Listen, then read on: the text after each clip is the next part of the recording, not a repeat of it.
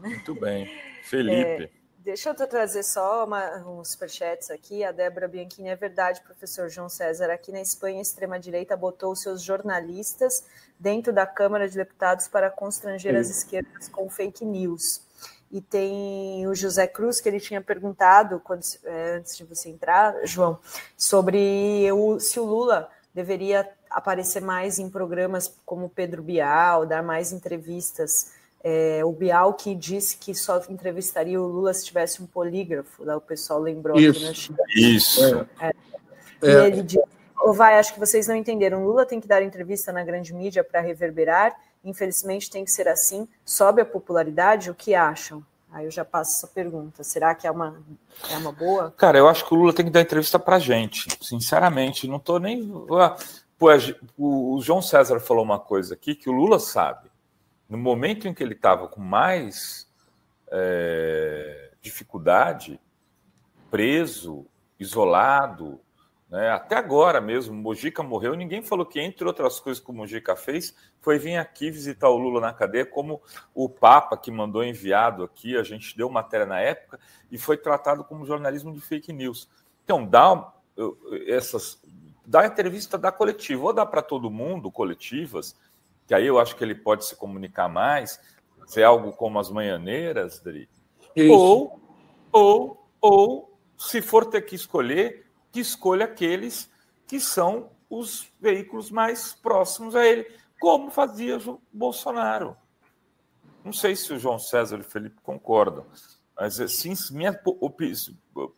eu entendi o argumento do Zé Cruz, né? Ele é uma pessoa que está sempre aqui com a gente, inclusive, mas eu queria dizer que, a meu ver, o Lula deveria ir para um caminho mais de dar coletivas, incluindo os veículos da mídia progressista. Não fazer só para os veículos da mídia tradicional. João. Não, fala você primeiro, Felipe, já falei muito, eu escuto você agora. Não, eu queria te ouvir porque eu sou suspeito, eu vou concordar com o Renato, porque eu acho que a gente tem que se fazer umas manhaneiras, incluindo, eu já falo isso há um tempão também, incluindo os veículos progressistas. Mas queria te ouvir, inclusive porque eu fico com uma certa dificuldade de ver o Lula no Bial, depois do Bial ter dito aquela coisa sobre o polígrafo. Eu acho que seria incoerente. Não, isso aí é totalmente de acordo. Quer dizer, você dizer que você, para entrevistar alguém, você tem que usar um detector de mentiras, é você fechar as portas o resto da vida para qualquer entrevista. Não tem o menor sentido. Não tem o menor sentido. Em muitas entrevistas, teve um momento, estou tentando lembrar aqui agora, vocês me ajudem, por favor. Recentemente, o Lula deu uma entrevista exclusiva, acho que para a Rede Globo, que em parte foi uma armadilha, porque ele mal conseguia completar o raciocínio e havia um pouco essa ideia de um jornalismo como pugilato. Porque é um pouco essa ideia, né, Felipe? Há certos jornalistas que encaram o jornalismo como pugilato. A pessoa não consegue nem completar a frase. Já vê uma contradição, é impossível. Mas vocês citaram as manhaneiras, me permitam falar um pouquinho sobre elas, porque eu tenho muito contato, por motivos pessoais, sempre tive muito contato com a realidade mexicana. Nas duas primeiras eleições do López Obrador, a eleição em 2006, em que ele foi roubado, ele venceu as eleições, mas ele perdeu, mas deram a vitória para o Francisco Calderón. E em 2012, ele realmente perdeu para o Henrique Peña Nieto. Nas duas ocasiões, eu estava no México. E mesmo antes. E algo que sempre me impressionou muito, Renato, eu não sei se isso no Brasil, se há essa dimensão no Brasil, Dri, mas nós consideramos corretamente que houve um processo de demonização de um partido no Brasil, do Partido dos Trabalhadores. Que ele tenha sobrevivido a essa demonização constante é algo que no futuro deve ser estudado. Mas vocês acreditem no que eu direi agora. A campanha de difamação contra o López Obrador, o ódio contra o López Obrador, é algo que vocês não podem imaginar. Me impressionou. E eu vim do Brasil. Em 2006 e 2012, as principais televisões mexicanas, principalmente a Televisa, que é uma espécie de Rede Globo do México, a campanha contra o López Obrador é uma coisa impressionante. As entrevistas que o López Obrador tentava dar, e ele tinha que ir, não tinha jeito, em Televisa, não eram entrevistas, eram rituais de humilhação. Tá? Quando o López Obrador, finalmente, em 2018, que era a sua última cartada, consegue vencer as eleições, ele consegue vencer as eleições por dois aspectos. Uma crise completa do sistema político mexicano, inclusive uma figura como Carlos Slim, que é o homem mais rico do México, deu uma entrevista em 2018 dizendo: chegou a hora do López Obrador. Mais ou menos dizendo o seguinte: não vamos roubar de novo a eleição. E o López Obrador não somente teve maioria, como fez maioria na Câmara e no Senado, com o partido dele, Morena, o Movimento de Regeneração Nacional. Mas tem uma coisa importante dele que nem todo mundo sabe. Eleição de 2018. A máquina sistemática de calúnias e de desinformação começou contra o López Obrador. O que ele fez? O López Obrador é evangélico, assim, tucu, evangélico mesmo. Nunca utilizou politicamente a religião, mas é evangélico. Ele teve uma estratégia que é típica de alguns grupos evangélicos. Em 2016, ele montou um autêntico exército de voluntários jovens no México que fizeram a campanha de porta em porta. Em todo o México, dividiram o México em zonas eleitorais e designaram pessoas que batiam de porta em porta, Renato. Diziam: senhora, põe a braca no esteiro para 5 minutos. O povo mexicano muito hospitaleiro, dava tortilha, café, era uma maravilha. O jovem entrava, eu não posso mostrar o celular porque eu estou gravando dele, mostrava o celular para a senhora e dizia: a senhora tem celular? Sim, claro, amigo. A senhora tem o WhatsApp? Por supuesto. Posso mostrar para a senhora como funciona fake news? Renato, por 2 anos... Felipe, olha que importante isso. Por 2 anos, milhares de voluntários jovens foram conversar com as pessoas dizendo: olha, boa parte do que acontece que diz o López Obrador é mentira. O que aconteceu em 2018? Começa a campanha. Em 2006, a campanha do López Obrador foi muito prejudicada porque o Hugo Chávez, que ainda estava vivo, deu uma declaração desastrosa de apoio ao López Obrador, e como o México é um país muito nacionalista pela oposição dos Estados Unidos, teve um efeito terrível na campanha do López Obrador, como se fosse uma interferência estrangeira na política mexicana. Em 2018, inventaram que o López Obrador era candidato do Putin. O que fez a juventude que apoiava o López Obrador? Difundiu pelo WhatsApp a seguinte notícia: López Obradorovski e Putinovski vão encontrar-se em Acapulcovski. Tornaram piada. Tornaram a fake news piada. Ele volta ao poder em 2018 e enfrenta a mesma campanha maciça de desinformação e de calúnia. O que faz o López Obrador? Tem uma ideia única, que eu acho que ele exagerou um pouquinho, para dizer a verdade, que é o seguinte: as mañaneras que vocês se referiram. López Obrador, muito cedo, 7, 8 horas da manhã, no Palácio, era o único momento que ele falava. E ele dava todas as notícias importantes do governo nessa hora. O que ele conseguiu com isso? Eu diria uma coisa notável. Ele só falava nessa hora. Estava lá toda a imprensa, coletivo. Então, o que ele fazia? Ele desmentia fake news no dia anterior, começando. E depois, ele pautava a imprensa no dia inteiro, porque ele dizia as notícias importantes do governo às 8 horas da manhã. A imprensa tinha que repercutir. O que ele fez com isso? Ele politizou o cotidiano mexicano. Ele respondeu à extrema-direita que hiperpolitiza o cotidiano para despolitizar a polis. Ele resolveu repolitizar a gestão pública para repolitizar a polis. A Claudia Sheinbaum está fazendo a mesma coisa. E olha que importante isso. Ele venceu, quando ele saiu do governo, ele tinha um índice de aprovação entre 60% e 65%. A Claudia Sheinbaum venceu com 61%. Percebe, Renato? O López Obrador politizou o dia a dia da gestão pública. Essa politização faz muita falta ao Brasil. Eu creio que ir nas principais... Eu compreendo a angústia do companheiro, mas as principais, a Globo News, etc., haverá um limite muito grande, porque é o jornalismo pugilado. Ele deve ir, mas com limites. Mas o presidente Lula precisa falar mais conosco, Renato. Não há nenhum político brasileiro, a única exceção, embora não... Eu diria que o único político brasileiro que pode ombrear-se com o presidente Lula na capacidade de comunicação é o ministro do STF, Flávio Dino. Mas a capacidade de comunicação do presidente Lula direta é absolutamente fundamental. que o presidente Lula esteja, nós poderíamos dizê-lo, sonegando a sua presença para o povo brasileiro, é o maior erro que ele pode cometer. É muito importante que o presidente Lula volte a ter uma presença mais sistemática, uma vez por mês, uma coletiva para a mídia alternativa, e que o presidente Lula venha falar com vocês. Vá no TV 247, vem aqui na TV Fórum, vá na Ópera Mundi, vá no ICL, vamos conversar com pessoas, porque eu tenho certeza que se o presidente Lula tivesse uma hora para conversar com vocês, eu tenho certeza absoluta que vocês estariam dispostos a escutar o presidente Lula, fazer as perguntas necessárias, mas escutá-lo. Pedro Bial e companhia não querem escutar o presidente Lula, querem apenas falar e criar essa espécie de jornalismo pugilato. Muito bem, professor. Diga, e você viu que, por exemplo, na semana passada que começaram a criar aquela fake news que a Janja tinha criado um climão lá com o Xi Jinping e tal, foi tão importante no dia seguinte, o Lula, numa coletiva, chamou para ele e falou, não teve climão nenhum, a pergunta foi minha e a Janja pode falar o que ela quiser. A resposta, se ele não tivesse dado essa coletiva, não tivesse falado, talvez ia ficar aí a história do climão prevalecendo, né? E foi dele, né?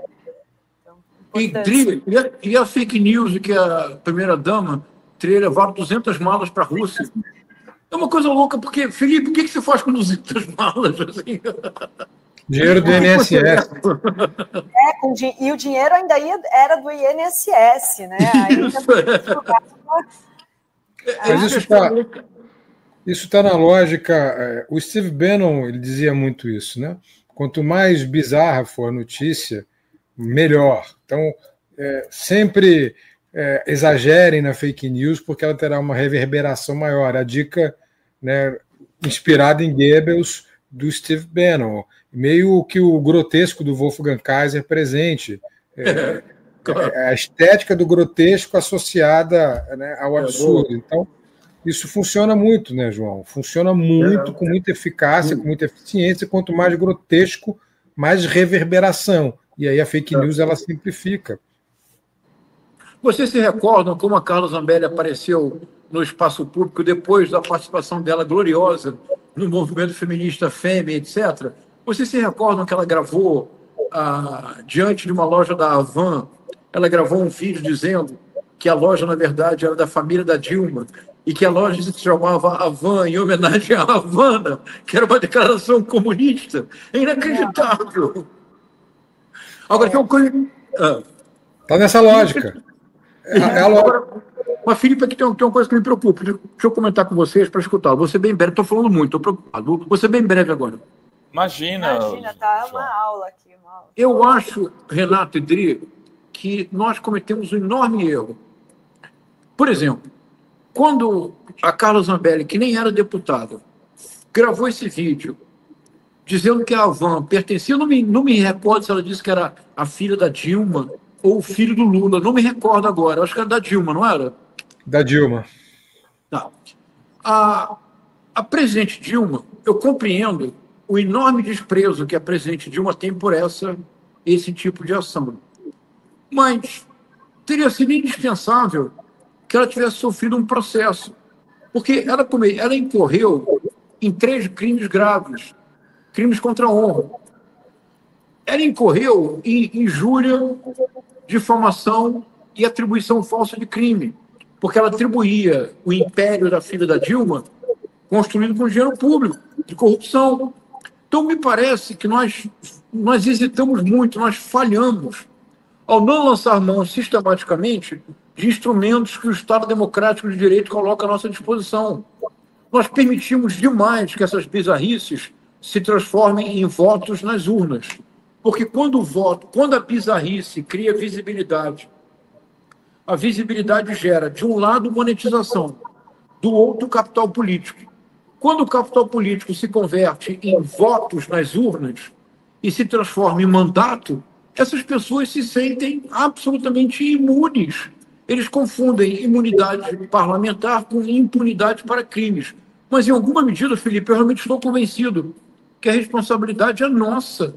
Somos nós que não temos a capacidade de recorrer aos instrumentos legítimos e legais para punir essas bizarrices, porque essas bizarrices, elas podem parecer caricaturais, mas não são. Elas são crimes.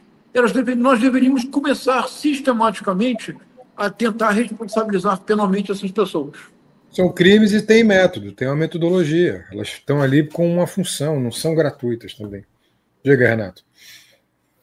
Não, porque eu tô aqui ouvindo vocês, mas concordo em gênero, número e grau.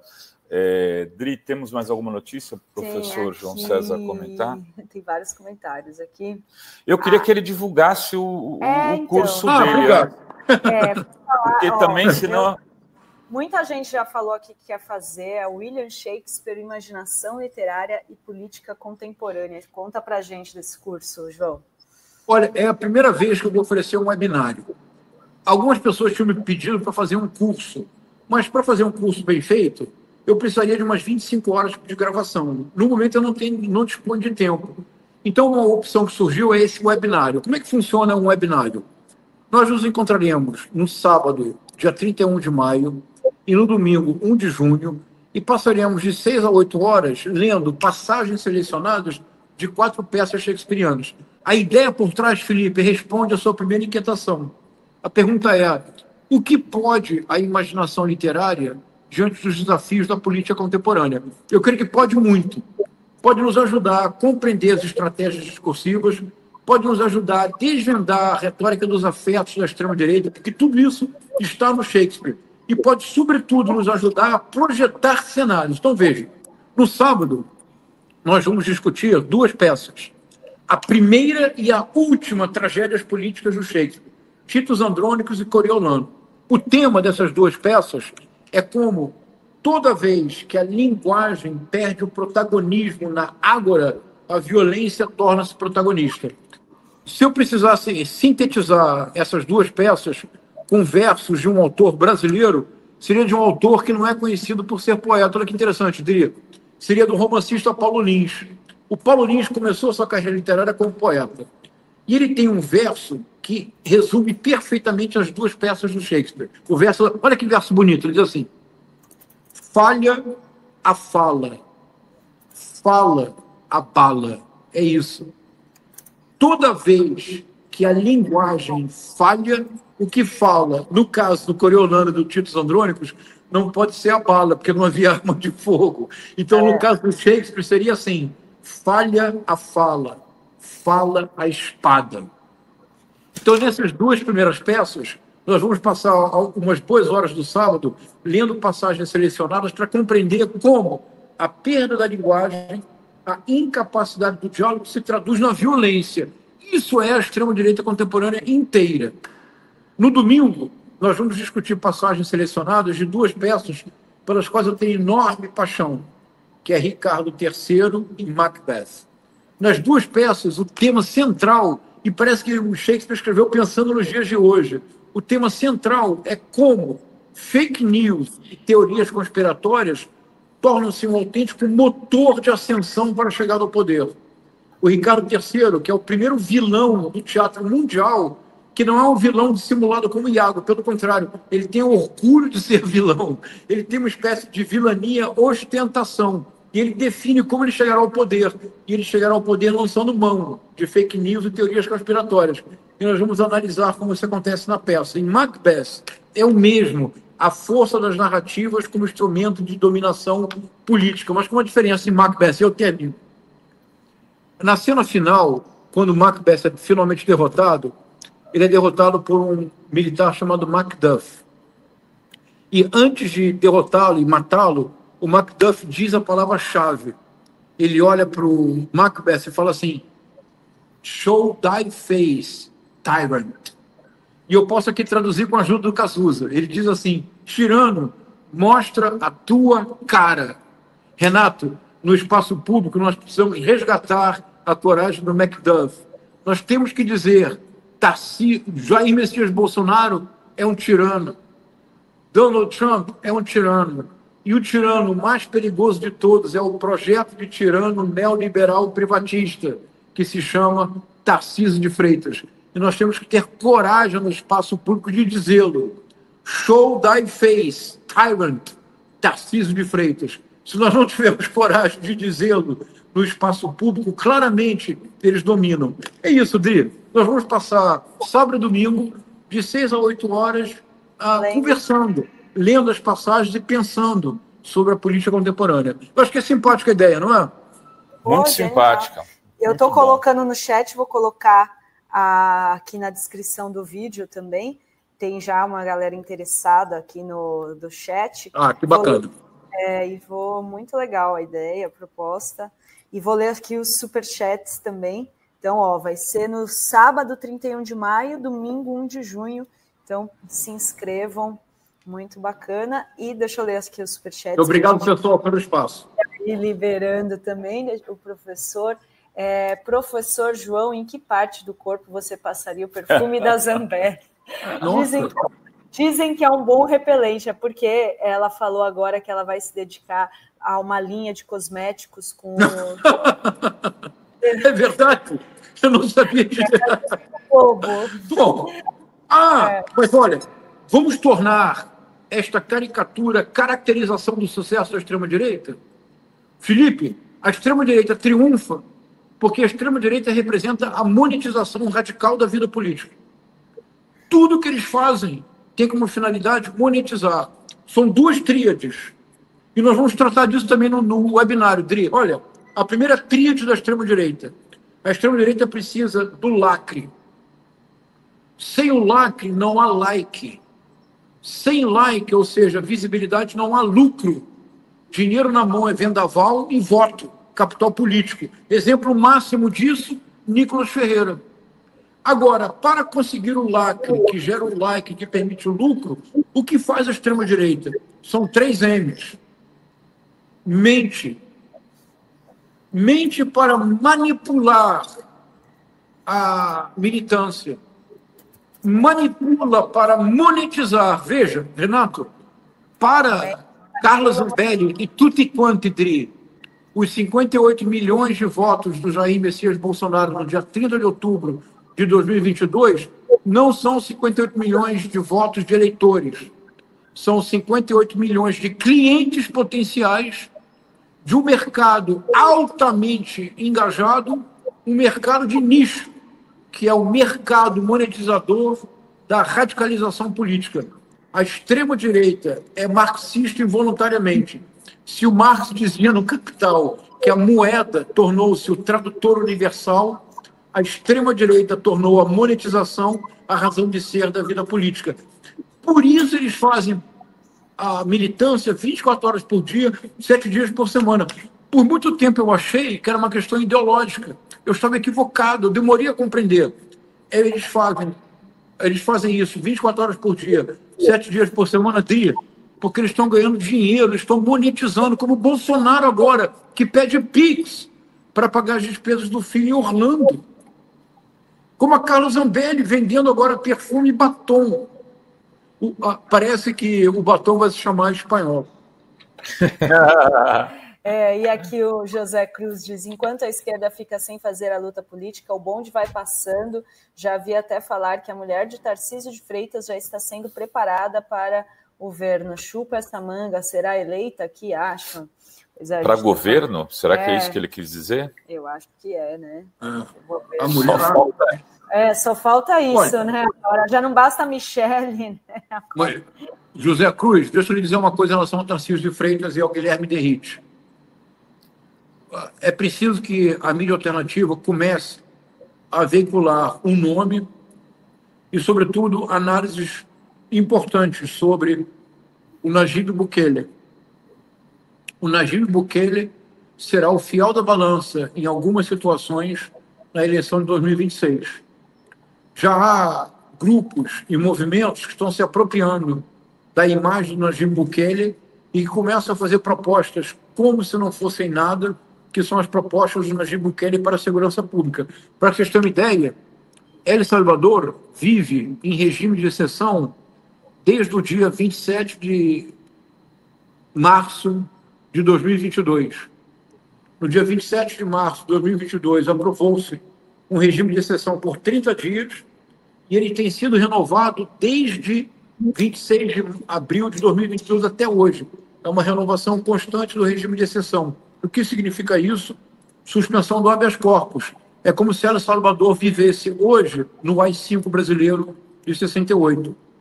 Já há movimentos políticos e já há políticos que estão tentando se associar ao Nayib Bukele. Por exemplo, que para mim foi uma surpresa muito grande, o Eduardo Paes anunciou que para a sua campanha do governo do estado do Rio de Janeiro, que provavelmente ele tentará ano que vem, ele anunciou uma viagem a El Salvador. Você viu isso, Felipe? Ele anunciou uma viagem a El Salvador para aprender com a experiência do Nayib Bukele. O Tarcísio de Freitas é um laboratório da introdução da militarização de todos os aspectos do cotidiano no Brasil. O que o Nayib Bukele representa é uma militarização do cotidiano.